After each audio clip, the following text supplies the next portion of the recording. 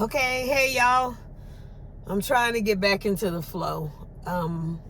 Took my son to work and I couldn't stand it. I had to go stop and take some of that flood water off my car. It was just nasty.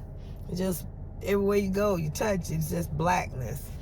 But anyway, the next one is in Works of the Flesh according to Soul Ties is Sedition. Sedition is the next one. Sedition is like an insurrection. It's like a mutiny. In, church, in the body of Christ, an insurrection or a sedition would be somebody coming in and trying to take authority, trying to take over, trying to maneuver their way in to sow discord, to get the members to be stirred up, and then they end up leaving or whatever, leaving the church or leaving that ministry. Or they come in trying to sow discord to, build their own ministry out of somebody else's ministry. It's mutiny, it's betrayal, it's treason, high treason, if you understand what that is. It's somebody that comes in just to cause havoc and chaos in your life. This is because they got so many other the works of the flesh going on. They got hatred, maybe they bitter, maybe, they angry, wrath. They got strife going on the inside of them. So these type of people, if they aren't happy, they don't want nobody else to be happy.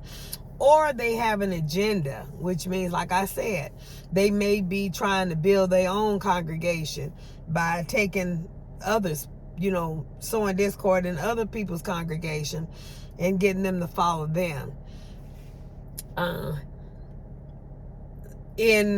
Let's say, like in the workplace, somebody can come in and, they get sad, or, something happens to them that they don't like, or, the boss does something that they, didn't care for. Normally it's warranted off of, some action that they did or didn't do that they were supposed to do. But, they start throwing shade on that company. They start talking about, well, I wouldn't do this, I wouldn't work there, or, she this, that, and the other, and they try to get everybody else, to leave the company because they are unhappy, something that happened to them. It's an unrest in their spirit.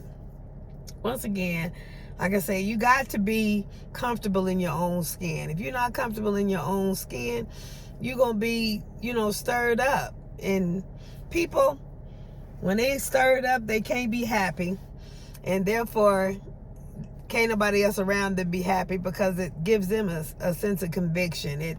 It hurts them, it makes them sad. So they don't want you smiling in their face, and they can't smile, and they all burn up on the inside. So you got to hang around positive people. I'm not saying, sometimes we go through something. Like, I went to the doctor's office yesterday, as a matter of fact. I got so much piled up on me lately, and I was explaining some things to him, because it was my checkup for my diabetes, my A1C, which is to check the level of my glucose.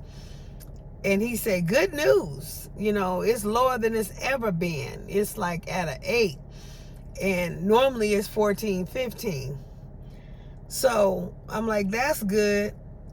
He said, but my pressure and everything else is up. He said the A1C goes over a 90-day time frame, a 90-day period, which means I have been doing better in my eating habits and dealing with stress and everything over a course of 90 days.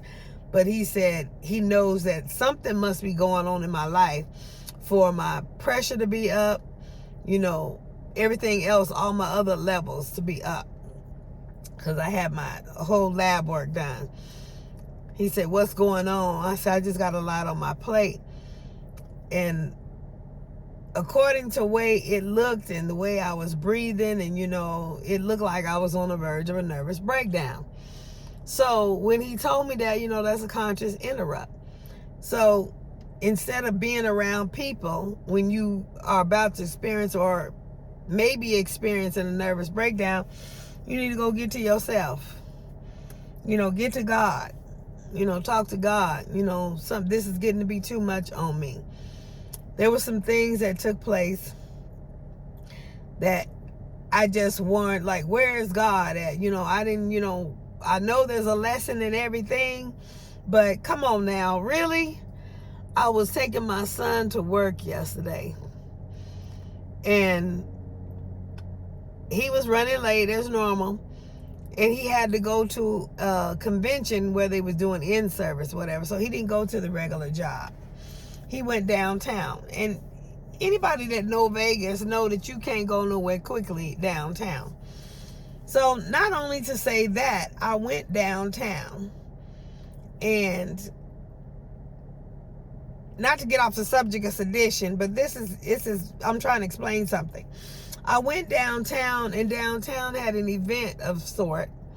So the police officers out there, directing traffic and everything. And I couldn't go left. That's where I wanted to go, was go left, and I couldn't go left. So all the sensors on this car, let me know that somebody, blind spot everything. I'm putting the signal on, because obviously the officer and everybody see that you can't go left, but this one vehicle wasn't paying attention, because all she kept saying, I know this because all she kept saying was she was focused on the officer's motorcycle that was abandoned in the middle of the median. I said, well, the officer was on the side of the street with the clipboard. He wasn't just going to leave his bike there. Why are you so focused on that? Long story short, in going over, like the officer said, sideswipe my car. I was hot as fish grease. Not because of the car, because that can be fixed. But I can't stand stupidity. If you see everybody going over, if you see the officers, first of all, if you're present, if you're paying attention to what's going on right now and not focused on everything else, then you kind of get yourself out of some situations. You don't find yourself in some situations. Let's just say that. So I'm just livid. I pull over. She was going to keep going. I pull over, blocking traffic and everything. I said, well, I'm going to get this information. I went over, got the info, looked on there. It wasn't as bad as I thought. And her lie was, what insurance do you have? I said, I got Progressive. What you got? Oh, she said, I got Progressive too. This is my mom's car. My ID card got washed in the wash, and I'm waiting for them to mail me another one. Now, I'm not stupid. Nowadays, you can print one on the computer. I'm not done. She got all kind of excuses for why she fumbling around trying to get out of giving me her insurance. Y'all already know, I already know what's going on. So I wasn't going to leave, and I didn't care if traffic was backing up, because I wanted her information. So I told her, I said, I got mine on the phone. I got an app for Progressive. I showed her mine. She took a picture. And I'm waiting on her. So we go over there to the glove box, and I can't find, this is my mom's car. Maybe she got it in the glove box. We finally getting down to that part. I ain't saying nothing, because I know either she don't want to give me the insurance, or this heifer ain't got no insurance. So I'm standing there. We stood there long enough. The police officer finally got on his bike and rolled over there to us, because we blocking traffic. I said, I'm just trying to get her, and we just trying to swap information here, and then I'll be on by my way. So she finally came out of the glove box with a horseman auto insurance, which I already know, because this is what I had before. It's teacher's insurance or whatever. So she I took a picture of that. Well, actually, she takes a picture of it, and I look at it. It's good. I say, have a nice day, and going on about my business.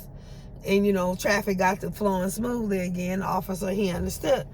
So I go on to get my son to work on time. That's God.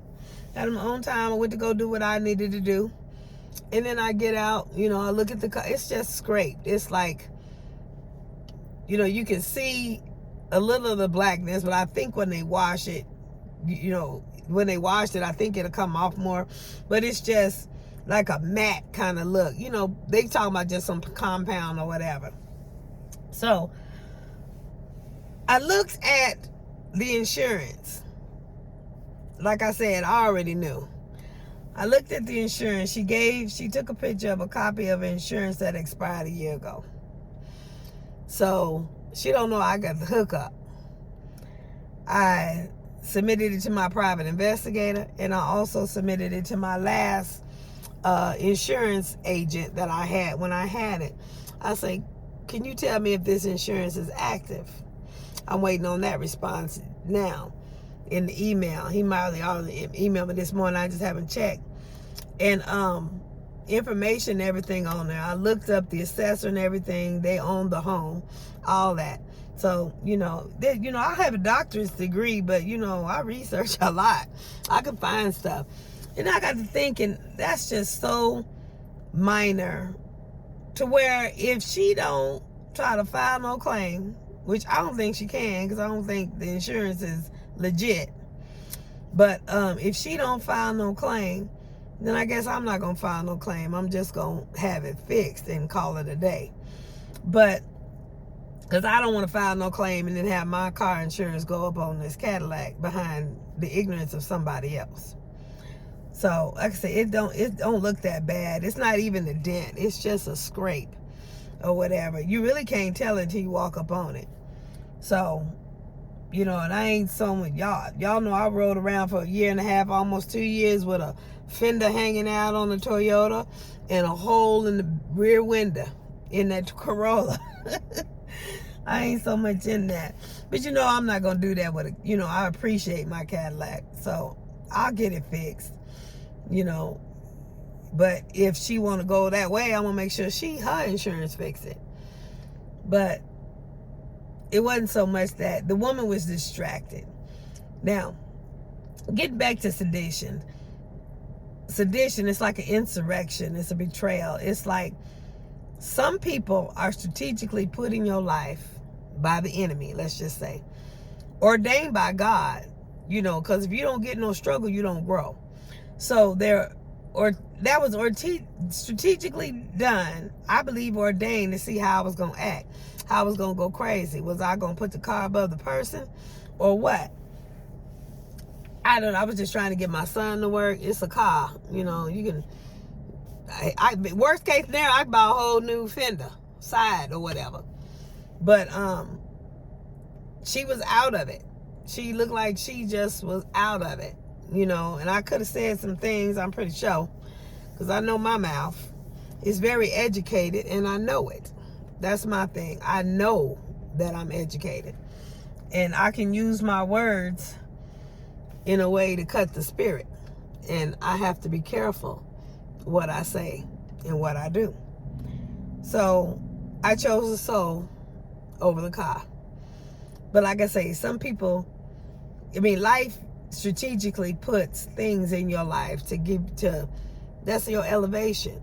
Now, back in the day, I'd probably would have been tussling out there on the corner. I'd probably would have been hot as fish grease. But it just shows you your level of maturity, your level of integrity, how far you've grown. So that's like a spiritual insurrection. It's like things drop into your life just to sow problems and discord. Without problems, you can't grow. Because without a problem, you ain't got nothing to solve. And in solving, you find resolution. And when you find the resolution, that's when you grow. You know, we always talk about faith to faith. But the Bible also talks about glory to glory. We have faith to faith, faith for the house, faith for the car, faith for the bills paid, faith for this, faith to faith to faith. But what about glory to glory? God said, I looked it up, I think it's Matthew 5:48, where it says we are to be perfect as he is perfect. We can walk in his glory. As long as we serving him and him and us, John 15, as long as we abide in him and us, we can walk in his glory. And that's what I do. I walk in his glory. I represent Christ because I can't represent myself. What I'm going to do? I can't do nothing for nobody.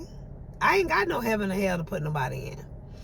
So you can walk in his glory. And the only way you can walk in his glory is sometimes you got to go through things. You got to go through struggles, trials and tribulations. And when you come out on the other side, delivered for some things, you walking from glory to glory to glory. So I was testifying the other day at church, Sunday at church. God gave me Exodus, I believe it's 20, where Moses asked, show me your glory, Lord. So in showing him the glory, he said, I'm going to put you in the cleft of a rock and I'm going to hide you. He put his hand over him to hide him. And he say, as I pass by, you going to see my backside because no man can see my face and live. So in putting him in the rock, either that rock is a dark place or it's so bright that you can't see. You ever, bright lights so you can't see? So it's a place where he can't see. It's a place where he has no control. When God puts us in things like high gas prices, inflation, problems, financial struggles, burdens, when God allows those things to come up on us, and it's an insurrection, it's a disrupt in our lifestyle. It's, it keeps us from what we're used to. It breaks, keeps us out of our comfort zone. It just disrupts things. So when God allows that to happen, that is God putting you in the cleft of a rock.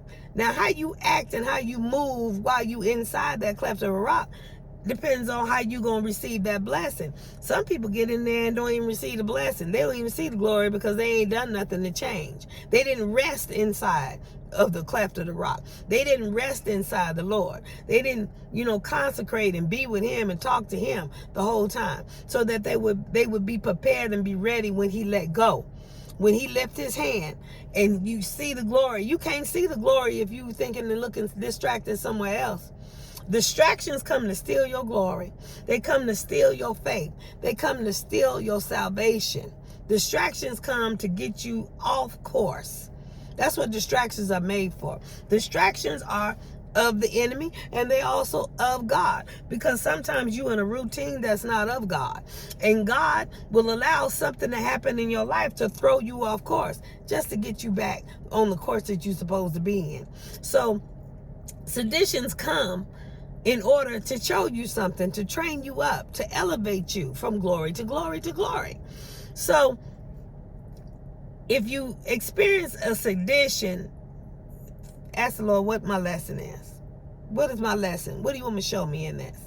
What you want me to do? How I rest in you? While you in that cleft of the rock, he giving you a break. Matter of fact, I'm in the cleft of a rock now. I want to say a piece of a cleft of the rock. The company that I'm with ain't been open I haven't worked in the company in the last 2-3 weeks. But I still have my clients. So I'm getting a piece of a break. I'm getting, some time to, think about God, organize things. I don't have to do as much because a lot was on me. My levels was high. That my doctor said that. I had so much on me. And then let's talk about the sedition or the insurrection of people that come into your life that sowing seeds. It don't have to be seeds of discord, but people that come into your life that's always just pulling on you, mooching on you. I'm not saying everybody's like that. I'm not saying this is for everybody, but the ones that just come in your life and pull from you. They pulling pieces out of you. They only want what's in your hand and not what's in your heart. They don't want you. So you got people coming in using you to fix their situation, using you as the source, and God as a resource. So when you have those type of people come in your life and you constantly giving more to them than you giving to yourself, you are being an infidel. And when you do that, you find yourself drained and you find yourself not being able to do what you need to do. And you sitting there whining and complaining and crying to God, talking about you can't pay this, you can't do that, but you just gave off this and that to so-and-so. I don't know if it's people pleasing. I don't know if you feel like you manipulated. I don't know if you feel like you got to do it or you can't say no. Whatever the reason is, anytime you give out something to somebody else and you know you got stuff to take care of in your own house that you ain't taking care of, something wrong with that picture. You got some that want to keep pumping you and tell you, don't stop giving, do this, you're going to be blessed, you're going to do that. That's them false prophets, preachers, most of the time. Give this, give that. I remember the last time God showed me that I gave $200 at a prophet, to a prophet. Bless his soul, he dead and gone now. But I gave $200 to a prophet and ended up evicted. I learned my lesson real well. I stopped doing all that. So, whatever God put on my heart to give, that's what I give. I don't give to man. I give by the unction of God. So, if God don't call me to give, I don't give. Some people want you to be God in their life and they don't pull on God. So, I got a friend. I did a video not long ago called Setting the Record Straight. It was the first time I had heard that term. But I got a friend that say, you got them ones that be hanging on the titty. So I have a lot of people that do that with me because they know I'm a giver. And they know I'm just going to constantly give. But when it gets to the point where my house is being depleted, I kind of slow down on the giving. I kind of slowed down a lot. Matter of fact, I had cut it out for a while. And out of that, I found out that I was giving away a whole Cadillac. Now I have my Cadillac. Now I can't give as much because I got to make sure I got to maintain this Cadillac. So I'm trying to keep this short, but there are some people that are in your life that just want to mooch off you, just want to hang on your titty, let's just say that, and suck the life out of you. And you supposed to be, your blessings are being given elsewhere instead of, serving you. So then you feel drained and depleted. Giving is fine, but if ain't nobody giving to you, you got to hold up and see what's up with that. Hold up and see what's up. Because God is a cycle. It's refreshing. It's rejuvenating. And even with the plants, I forget what they call it, in school, where, the photosynthesis and the soil and all that cycle. That's God. And, it keeps, the tree and the fruit falls off and it's food in the soil and, it's regenerating. If your giving ain't regenerating, you just giving out to be given. If people ain't reciprocating, you playing God in their life. You enabling them to be in the mess that they in. So, and I got tired of being an enabler. I even studied books and studied to show my own self-approval on that one. So I stopped being an enabler. And that's how I raise my children, because you can enable somebody and keep them in the same mess instead of help you. You think you helping them to get out of the mess, but actually you keeping them in the same mess. That's why I'm very careful. Everybody talk about giving, food or money to these people that be, homeless people that be on the street. Every once in a while, God will give me the unction to go ahead and, give something like that. And I have no problem with that. But there are sometimes he don't say nothing because it be the same ones I see out there. It ain't doing nothing. You just giving it out. It's not growing is what it is. So some people, they like that. They've given up on life. And I met a woman, I've said this before. I met a woman who would rather be out there pushing the shopping cart with her dog and her bag of dog food than to be in a house with the children after her mother passed. She just chose to be out there. She didn't want all the havoc and the strife that goes along with that about managing a household. Some people don't want that stress. Some people just want to be free. And they find freedom in that. So I don't think you're trying to help the world when that's what they want to do. And, you know, everybody got free will. Jesus said we always gonna have the poor. That don't mean we have the person that's poor have to stay poor. It just means there's always gonna be somebody in the world that's poor. And we can help those that want, you know, to help to get out of the situation, or we can be enablers to help them stay in the situation. You know, then you get tired and frustrated because you're giving all you got and giving all you can to somebody that's really not moving, not growing, not doing anything. They just using you as the supply, the resource. So a sedition, an insurrection, is something that comes into your life, or you cause that in somebody else's life, which that's the work of the flesh. You cause discord and havoc in somebody else's life to where, you know, it disrupts their life. That's not godly. That's not, you know, that's not the main commandment. You know, we supposed to love one another. We ain't supposed to go around betraying and causing mutiny and treason on people. We, you know, these type of people they appeasing. They slide up next to you and make you think they, you know, part of you and in the group and in the clan and you know, on your side and all that, but they really not. They have their own agenda. They just want to get next to you to see what they can get out of you, and then they want to see what they can take from you. That's sedition. That's treason, you know. So that's the work of the flesh, treason. I want to say today, but just because today I went and got the car washed, I have this thing, you know, I like to make people's hearts smile. So, but I have to check that. I have to check it more so now that I got this car, because I have to be more mindful of my finances or whatever. But when I was younger, I went to Red Lobster for the first time.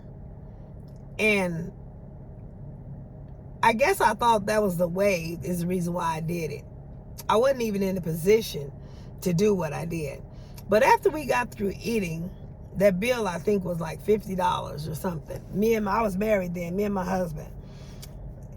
We got through eating, that bill was $50. And all I had in my purse was a $10. And I didn't want to get up and not leave a tip. So I went on and just left the $10 tip, because I didn't, you know, that's beyond me to do that and disrespect, you know, not show some type of appreciation. So I left the $10 tip and I just went on and prayed on my way out the door. And once I got out the door, I heard this person yelling. And me and my husband turned around, and it was the waiter that was waiting on us. And he was hollering and screaming, "Thank you, thank you, thank you." I don't know if that was his first tip or his best tip. But because of the reaction that young man had on something I didn't even know, I just thought, you know, I didn't want to give him no $1, $5. We had Red Lobster, you know. So, and that's all I had. I mean, I could have went and broke it, but I just put it on the table. Ever since I had that reaction from that young man and I seen his heart smile, I've been on a mission ever since then. I don't do nothing to be seen. And the only reason why I'm speaking on it now is because I'm trying to inspire somebody else. I didn't have it to give then, but I gave it, you know, because I wanted to appreciate the young man. He was really good at his serving, his job. I didn't know that was his, you know, I guess he had only been there a couple of days or whatever. But he was so happy to get that $10 tip. That was back in the day when things wasn't so high. But he was happy. He treated it like he got $1 million. And that made my heart smile. So just because it made his heart smile. So I've been on a mission ever since then to go around trying to find ways to make people's hearts smile. So long story short, I was at the Arco hand car wash. You know, people see Arco and cheap gas and all that kind of stuff, and you know, they stereotype and they got some different ways. But you know, them people, they work just as hard as anybody else do at these other places that's charging $50 to $100 just because I pull in there with a Cadillac. So I go over there, and I like the fact that they don't put no sponges whatsoever on the car. And it's a pretty good little, you know, they got the conveyor belt still running, but they have a line of people that, the actual, whereas you normally have the sponges, they have a line of people actually washing the car, doing, you know. But like today, and then maybe a couple of the other day before, there was only 2 or 3 guys working, I guess, because they figured people wasn't going to come in at that time of morning. And, you know, it's kind of still kind of like an overcast when I went. So they thought maybe it was going to rain some more, so people wasn't going to come in. But that mud was so nasty on this car, and I didn't want to, you know, because you got to wax, and I ain't got time for all that right now. So I just wanted to go get it off of there. And if, you know, it rained, I'll go have it rinsed or whatever. But and now it's not free because it's a hand car wash. You know, the people are not free. You know, you still got to do it. I'd rather go pay it again and have it rinsed than to sit here and just have that mess up like that. It just get into your paint and stuff. When God blesses you with something of value, you want to take care of it. Not that I'm bougie. You just want to take care of it. My kids, you know, they get they get on my nerves because they look at me. Mom, you changed. You different. No, you don't leave your stuff all over my car. No, you take your shoes in the house. No, you can take this. Don't leave this in the car. You know, keep my car clean. You know, when God give you something that, you know, you want, you appreciate it. So, and that's all I'm doing is appreciating it. And they can't just be lazy and leave all their stuff on, socks and all the shoes, and cars smell like sneakers. And no, you can't do that. Not no more. No, the Toyota ain't here no more. So I said, plus I have clients to take around in this car. They don't want to see this and smell this and look at this, and that's embarrassing. No, so I keeps this car clean because I appreciate God for doing what he did. Because Lord knows I didn't have no money. I didn't have nothing but that bent up old Toyota and him that went and got. My credit score was even jacked up. I told the testimony a few videos back. But anyway, when they go in there and they do, they really wash it. You know, they really take their time. You know, you can see that they don't just throw something on, you know. So that makes my heart smile that they treat my car like I would treat it if I was washing it. So I give them $10. You know, I figure I pay that at the regular place. So, you know, just to wash it. So I give the extra. Well, since I paid less, and I think I paid $30 today. Yeah, because I only got I got the deluxe with the tire shine or whatever. Knowing I could spray the tire on myself, but I just, you know, got the deluxe with the tire shine. And then, yeah, I gave them $10, you know. And they was like, thank you. You know, they looking at me like they ain't expecting that to come from me. Because I don't look like somebody who would do that. That's stereotyping. You don't never know when your blessings or where your blessings or who your blessings gonna come from. Just because I'm coming in there looking like an old mom that should be driving a minivan don't mean I ain't gonna bless you. I ain't gonna appreciate you. So, and then you got the ones that's looking at me like I'm bougie. She got that Cadillac and she ain't gonna do nothing. But they find that I'm the biggest giver in the house. I love that because it makes them, it made this man heart smile because he felt appreciated. You know, I didn't just come in and give him $2 to wash my Cadillac. I came in and I blessed him with what I had in my purse. So I just been on a mission to make people heart smile. And like I say, I don't normally tell anybody anything, but I'm trying to inspire people. If you make other people heart smile, it comes back to you. It does. Now, if in your giving, it don't make their heart smile, or you get that entitlement spirit, or you don't get the blessing, because God gives the increase. If you find yourself giving, and you don't get no increase behind your giving, you need to stop giving. I don't care what they say. There's a lot of say you got to keep on, never stop giving. No, you need to stop giving if you giving and God ain't giving the increase. The reciprocation of people is the increase from God. God uses these hands to bless. God uses other hands to reciprocate. When people bless me, God uses these hands to reciprocate. If people are not reciprocating, then God ain't giving the increase. Now, sometimes, you know, you have to wait a minute. You wait a moment.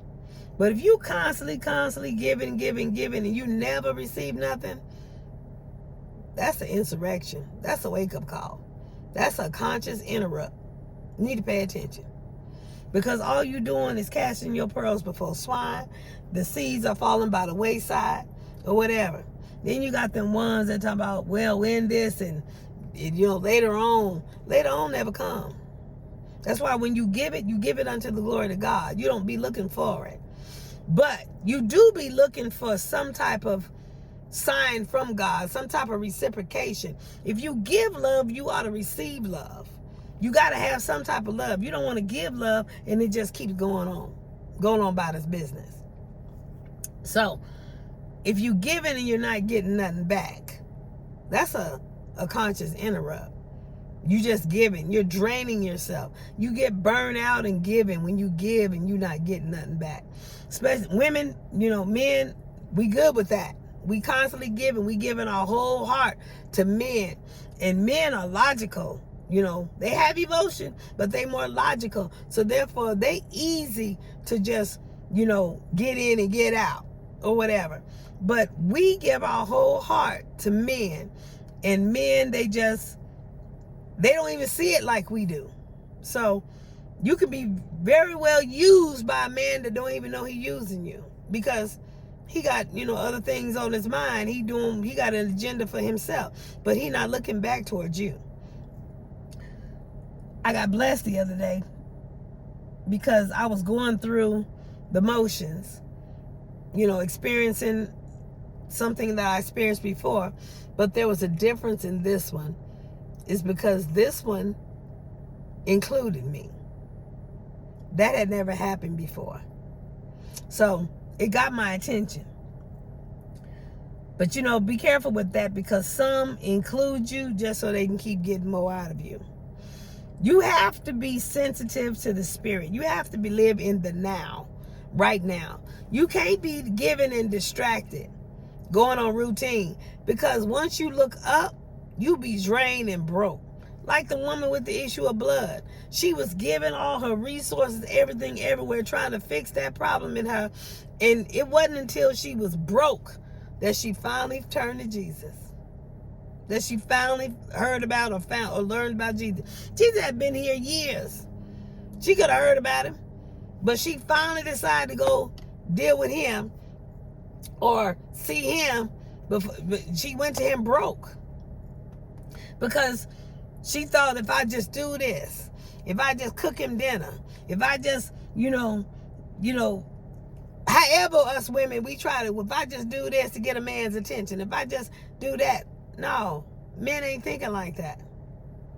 They really ain't. And you can't throw flesh at every man.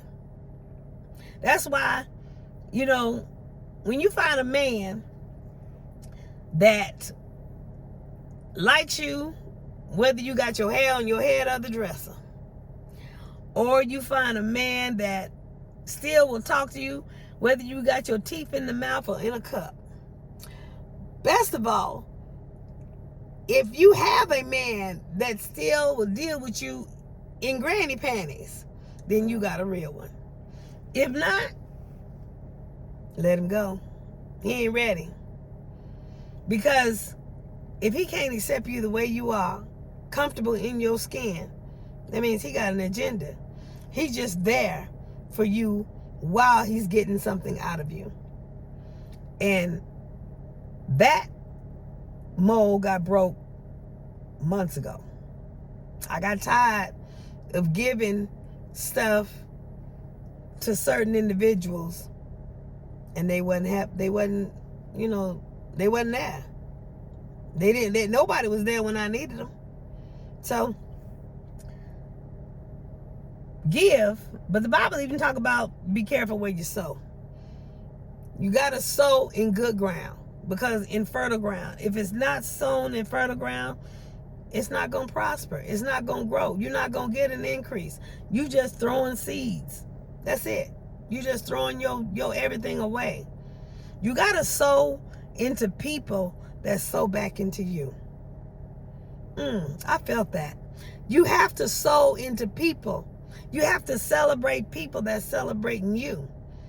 Because if you constantly celebrating somebody else and they never celebrating you, they don't ever see you, you just gonna be drained. You gonna give all the stuff. You gonna have all the degrees on the wall helping everybody else and not help yourself. I can preach that because I sit in that every now and then. But every once in a while, God will give me a conscious interrupt. And I'm not so much sitting in that now because I'm only sowing into those who reciprocate, or those who God tell me to sow to. Because if God tells me to sow, God gonna give the increase. If God ain't told me, he ain't obligated to get no increase. If I'm just doing something just because I want to do it, God ain't obligated to do nothing. But anyway, like I say, I'm gonna pop off of here. Sedition. It's treason.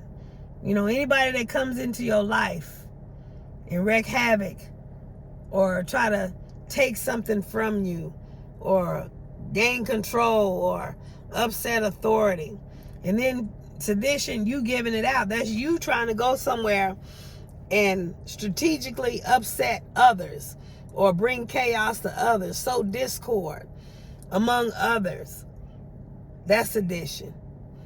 So your soul is anchored in hell when you cause confusion and chaos, because the enemy is the author of confusion. That's not of God. If you live in a life where you're causing confusion, or you live in a life where your life is confused, God ain't in that. You need to get to God. God brings peace. He brings love. He brings joy. If you're feeling overwhelmed, if you're feeling like you're having a nervous breakdown, get to God. He'll bring it back around. He brings peace, love, and joy. I had to take some things off my plate because life can get too much. It really can. Especially when you're a single mom doing it by yourself. I ain't got nobody helping me here. My kids, I'm raising them. So I can't take on too much. The only thing I probably would be looking to take on is the one that, gonna spend time the rest of my life with me. Because like I say, me about to be 18 here in November. Now, I'm not gonna throw her out, but I ain't so much accountable no more. I'm gonna be a blessing to all my children. I don't care how old they get, but she gonna learn some things. She gonna learn. I'd rather her learn while I'm here than when I'm gone. So I'm trying to look towards retirement and having peace and love. And I don't know, I'm good by myself, with the Cadillac and everything. But I don't know, I was talking to somebody the other day. I might want to travel the world with a companion. Who knows? Or whatever.